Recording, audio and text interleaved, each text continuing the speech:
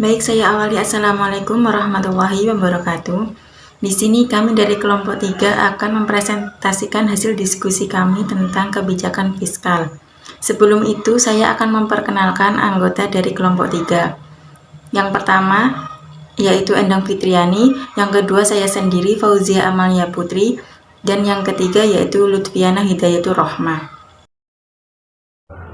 Oke, baik, yang pertama yaitu kebijakan fiskal terhadap pembangunan stabilitas politik ekonomi.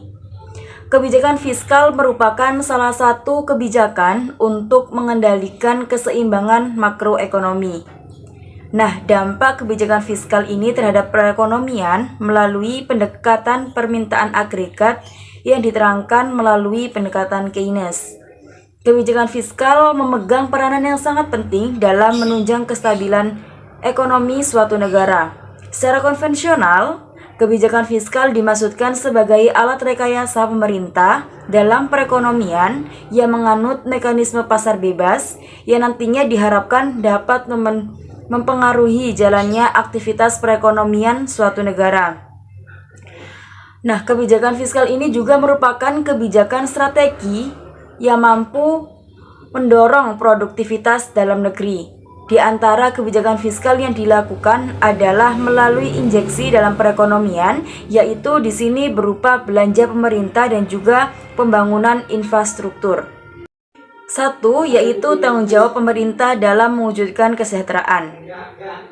Pemerintah dalam mewujudkan kesejahteraan tentunya membutuhkan pemasukan yang mana di sini berupa pendapatan negara.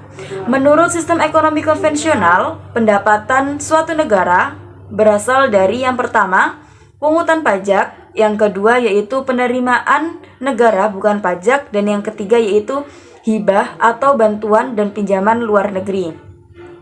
Sedangkan menurut ekonomi konvensional, yaitu pendapatan negara berasal dari kalangan yang pertama dari kalangan non-muslim, yaitu berupa zakat, wakaf, nawaib, sedekah, dan amwal fadlah.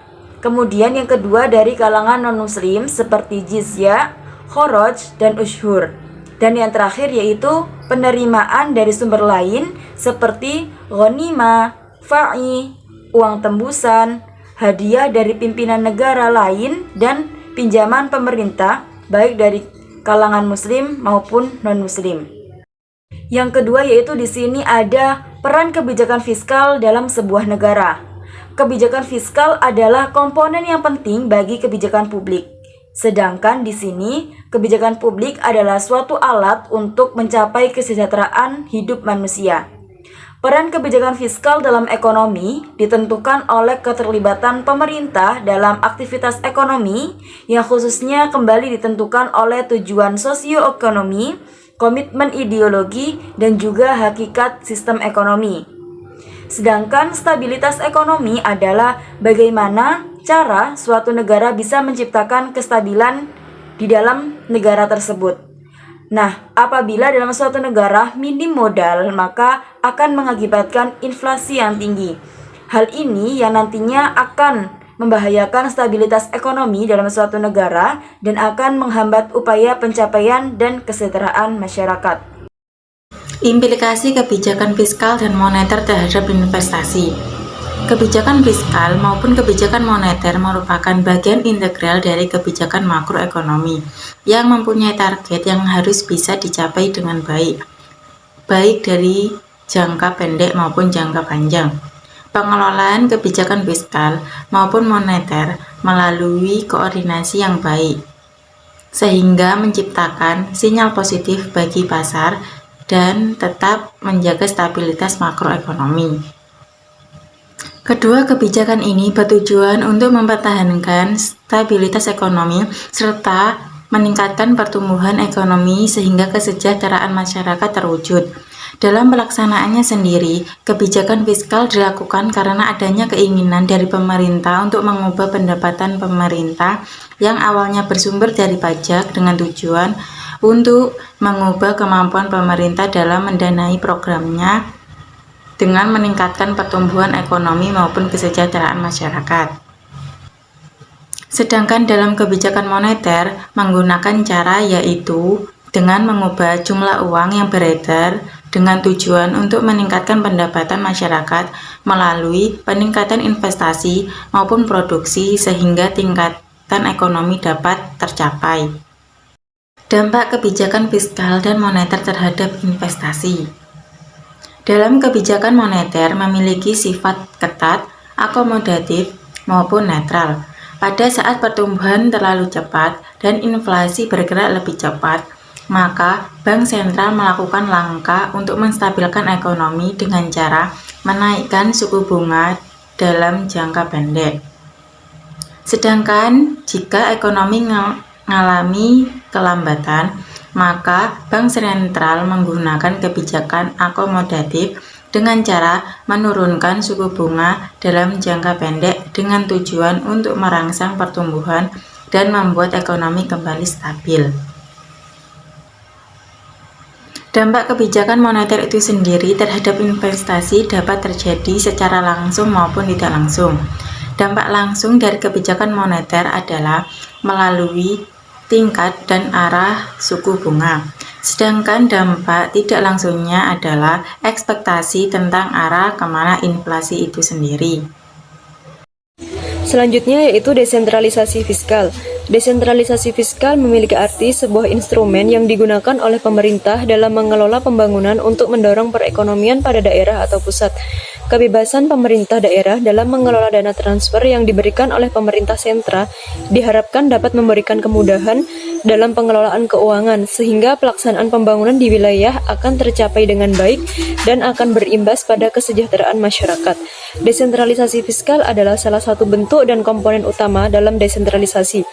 Kebijakan desentralisasi fiskal banyak digunakan oleh negara-negara sedang berkembang untuk menghindari ketidakefektifan dan ketidakefisienan pemerintah, ketidakstabilan ekonomi makro, dan ketidakcukupan pertumbuhan ekonomi. Jika pemerintah daerah melaksanakan manfaatnya secara efektif, serta diberikan kebebasan dalam pengambilan keputusan penyediaan pelayanan di sektor publik, maka mereka harus didukung sumber-sumber keuangan yang memadai, baik yang berasal dari pendapatan asli daerah, pinjaman, maupun dana perimbangan dari pemerintahan pusat. Desentralisasi fiskal memiliki 3 variasi, di antaranya yang pertama desentralisasi, yaitu pelepasan tanggung jawab yang ada pada lingkungan pemerintah pusat ke instansi vertikal pada daerah atau pemerintah daerah. Yang kedua delegasi, yaitu daerah bertindak sebagai perwakilan pemerintah sentra untuk melaksanakan fungsi-fungsi eksklusif atas nama pemerintah. Yang ketiga devolusi atau pelimpahan, yaitu bukan saja implementasi yang diberikan pada daerah, tetapi juga kewenangan untuk menetapkan apa yang perlu dikerjakan oleh daerah. Pelaksanaan desentralisasi fiskal akan berjalan dengan baik apabila didukung oleh faktor-faktor sebagai berikut. Yang pertama, adanya peran pemerintah pusat yang intensif dalam melakukan pengawasan. Yang kedua, adanya keseimbangan antara akuntabilitas dan kewenangan, khususnya pada pemungutan pajak dan retribusi daerah. Yang ketiga, stabilitas politik kondusif. Yang keempat, proses pengambilan keputusan pada daerah harus demokratis, di mana pengambilan keputusan tentang manfaat dan biaya harus transparan, sehingga pihak-pihak yang terkait memiliki kesempatan untuk mempengaruhi keputusan-keputusan tersebut. Yang kelima, desain kebijakan dari keputusan yang diambil sepenuhnya adalah tanggung jawab dari masyarakat setempat, dengan dukungan dari institusi dan kapasitas manajerial yang diinginkan sesuai dengan pemerintah daerah. Selanjutnya, otonomi daerah. Otonomi daerah adalah hak dan kewenangan daerah untuk mengatur dan mengurus sendiri urusan pemerintahan sesuai dengan kepentingan masyarakat daerah tersebut. Pemberlakuan sistem ekonomi daerah merupakan amanat yang diberikan oleh Undang-Undang Dasar Negara Republik Indonesia tahun 1945, Amandemen Kedua tahun 2000 untuk dilaksanakan berdasarkan undang-undang yang dibentuk khusus untuk mengatur pemerintahan daerah. Pelaksanaan otonomi sebagai salah satu pilihan sistem yang dapat digunakan oleh pemerintah untuk mempercepat tercapainya kesejahteraan masyarakat, karena otonomi adalah sebagai usaha membagi rata tanggung jawab pemerintahan pusat, kemudian beban tanggung jawab dibagi ke pemerintahan lokal sampai yang paling bawah.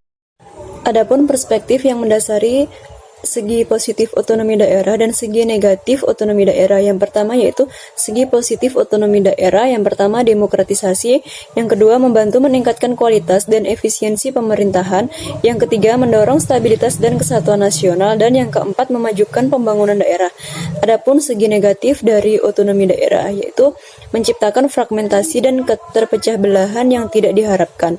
Selanjutnya melemahkan kualitas pemerintahan, menciptakan kesenjangan antar daerah yang lebih besar, dan memungkinkan terjadinya penyeimbangan arah demokrasi yang lebih besar. Berbagai kelemahan masih menyertai pelaksanaan otonomi yang harus diwaspadai dalam pelaksanaannya. Otonomi daerah memiliki kelemahan antara lain yang pertama menciptakan kesenjangan antara daerah kaya dengan daerah miskin. Yang kedua, mengancam stabilisasi ekonomi akibat tidak efisiennya kebijakan ekonomi makro seperti kebijakan fiskal.